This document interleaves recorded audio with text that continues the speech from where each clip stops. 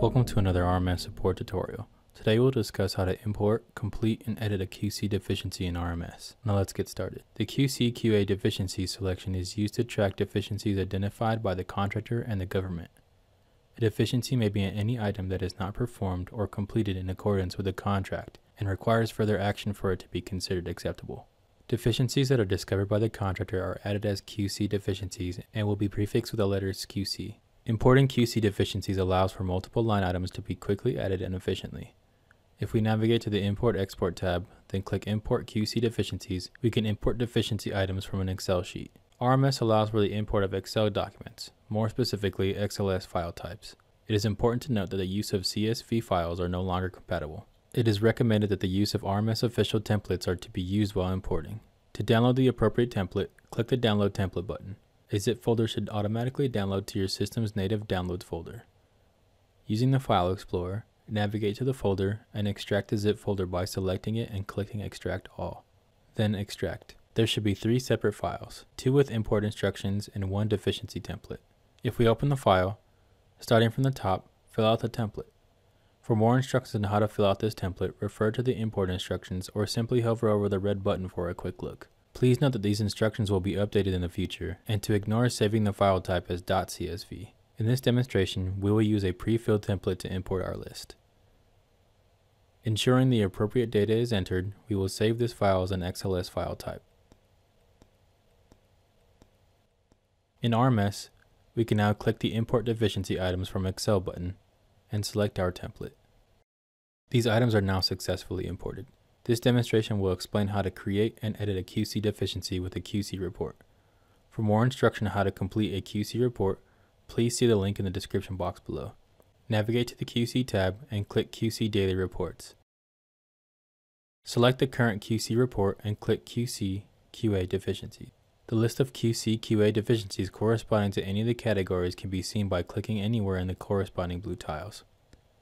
All deficiencies is a comprehensive list of all deficiencies. Issued, not corrected, are deficiencies that have been identified and not yet corrected. Corrected, not verified, are deficiencies that have been reported corrected by the contractor and the government has not yet confirmed the correction is complete. Verified are deficiencies that have been corrected and the corrections have been determined acceptable by the government. We can see our newly imported deficiencies and edit them accordingly by selecting Edit. If we wish to manually add more to the report, click on Add to create a new deficiency. In the Location section, you can manually enter a location or click on Select Location from Lookup to choose from a list of locations that have been associated with this project elsewhere in RMS 3.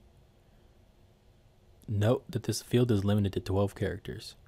Please work with the QA representative and field staff to decide upon an acceptable format for locations entered manually. Avoid different variations for the same location. Check the safety violation box if the deficiency involves a safety issue. Describe in as much detail as possible the information describing the deficiency.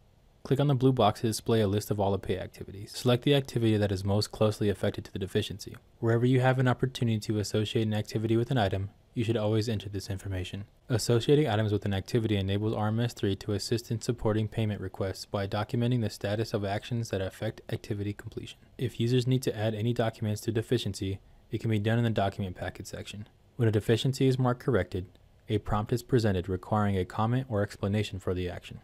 After the comments have been entered, the corrected, not verified filter becomes 1. It is then up to the government to decide whether or not they concur or reissue with the QA verification. If the government decides to reject the corrected deficiency, the Issue Not Corrected filter returns back to 4, allowing the contractor to make any necessary changes before the re-verification process begins. The revision history will keep track of when a deficiency is added by either the Add button, corrected, marked as concurred, or returned or reissued. Once the government concurs with the corrected deficiency, the verified filter will display as 1, along with all of the change history. Select the back button to exit and save. Repeat for all deficiencies to be included in the report, then proceed to complete the QC report as usual. By clicking on the QC Daily Report button, we are able to view the details of the report, more specifically the newly added deficiencies. QC and QA data can be displayed differently depending on the import methods and whether or not they have been corrected or reissued. In this example, some of these deficiencies were imported from an Excel file. The date column in the Excel file determines the date that the QC deficiency shows up as issued in RMS. The QC deficiency will show up in the issued QA/QC deficiency area in the QC daily report on that date only, and will not show up on dates where it was not issued. By manually adding QC deficiencies, the date of the QC daily report you add the QC deficiency in will be the date that the QC deficiency is issued. The QC deficiency will show up in the issued QA/QC deficiency section in the QC daily report on that date only. Since we manually added the item number 4 on the 6th of September, this should display on the report. If a QC deficiency is corrected, the date of the QC daily report you mark this in will be the date the QC deficiency is logged as corrected. The QC deficiency will show up in the corrected QC/QA deficiency area in the QC daily report on that specific date, and will not show up on previous or subsequent reports. Note: if the QA reissues the QC deficiency back to the contractor, this will remove any records of the QC deficiency being marked as completed from your auto-generated QC report for that date that you originally marked the deficiency as corrected. For example, if you auto-generate the report on the day you corrected the deficiency, but after the QA reissued the deficiency to you, the report you auto-generate for the QC daily report will not show the QC deficiency under the corrected QA/QC deficiency area, since the QA reissuing it removed the completed status. RMS only saves the last status of the QC deficiency when auto-generating QC reports. If you want the QC deficiency to show up in the generated report for record purposes, you must generate the PDF version of it before the QA reissues the deficiency. You may generate the PDF file by clicking the Save button, then choosing Adobe Acrobat.